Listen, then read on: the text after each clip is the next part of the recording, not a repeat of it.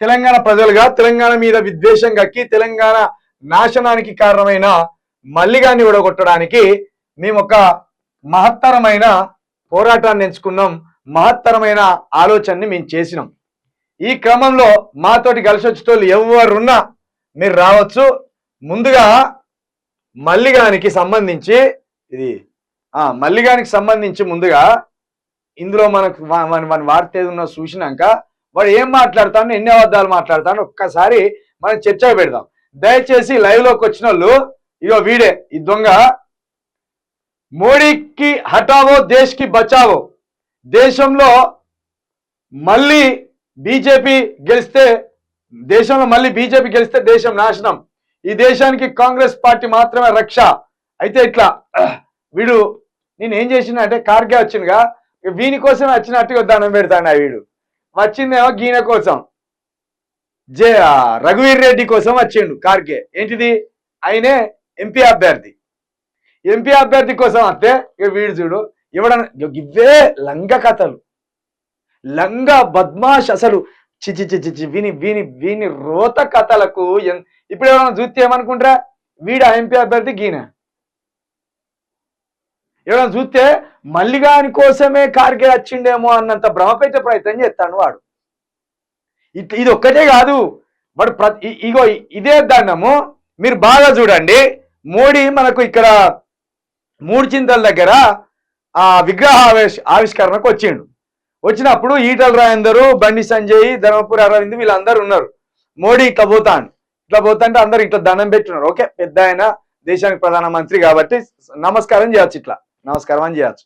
ఇట్లా పెడితే దండం అవుతుంది, ఇట్లా పెడితే నమస్కారం అవుతుంది. ఇది గౌరవ వందనం, ఇది బానిస వందనం. కాబట్టి వీడు ఇట్లా మోడీ పోతాంటే వీనే చూసామ్మా మళ్ళా బాగున్నావురా అంటే బాగున్నా సార్ అన్నట్టు వీడే వంగి దండారు. అరే నువ్వెవ్వడో నీ కథ ఏందో మోడీకి తెలుసారా? నువ్వు ఒక లొట్టగాని తెలుసారా? నిన్ను కూడా రానద్దురా, ఎందుకంటే ఇక నువ్వు కూడా ఎమ్మెల్సీ అభ్యర్థిగా పోటీలో ఉన్నావు కాబట్టి అన్నది. కానీ మరి ఈ లంగ కథలు ఎందుకురా? ఇప్పుడు ఇక్కడ ఈయన దండం పెట్టిన ఫోటో వేయకుండా వీడు నమస్కరించిన ఫోటో వేసుకున్నాడు. అంటే నేనే అభ్యర్థిని, భువనగిరి అభ్యర్థి నువ్వారా? కార్గే వచ్చింది ఎమ్మెల్సీ ఎన్నికల ప్రచారానికి కారా? కార్గే వచ్చింది, మల్లికార్జున ఖార్గే వచ్చింది, తీన్మార్ మల్లిగానికి ఓట్లు ఏమని వచ్చిందా? భువనగిరి ఎంపీ సీట్ గెలిపించమని వచ్చిందా? ఇక్కడ చూడు, నల్గొండ ఎంపీ సీట్ కోసం వచ్చింది ఆయన. నల్గొండలో నిన్న మీటింగ్ పెట్టిండు ఆయన. నల్గొండలో ఎవరున్నారు ఎంపీ అభ్యర్థిగా? అయ్యో చూడు, ఈయన మాట్లాడింది ఏలే, ఎంపీ అభ్యర్థి మాట్లాడింది వేయకుండా వీడు ప్రజలారా నేనే బ్లాక్ మెయిలర్ని 200 కోట్ల రూపాయలు 2-3 సంవత్సరాలను సంపాదించిన బ్లాక్ మెయిల్ని నేనే ప్రజలారా అని ఇట్లా ఎవడన్నా చూస్తే ఎంత పెద్ద పోరాట యోధుడు అన్నట్టు. అరే ఒక ఏమంటారు దాన్ని, ఒక పేపరు PDF పేపర్ ఉన్నదని, ఒక యూట్యూబ్ ఛానల్ ఉన్నదని ప్రజలను మనల్ని గుర్తుపెట్టేటోళ్ళు లేరు. మనం ఏం రాసుకుని ఇక్కడ మనమే ఎలివేట్ అవుతాం అని రాసుకుంటే సిగ్గుపోతుందిరా. ఇది మానుకోవాలరా, ఇది కరెక్ట్ పద్ధతి కూడా కాదురా.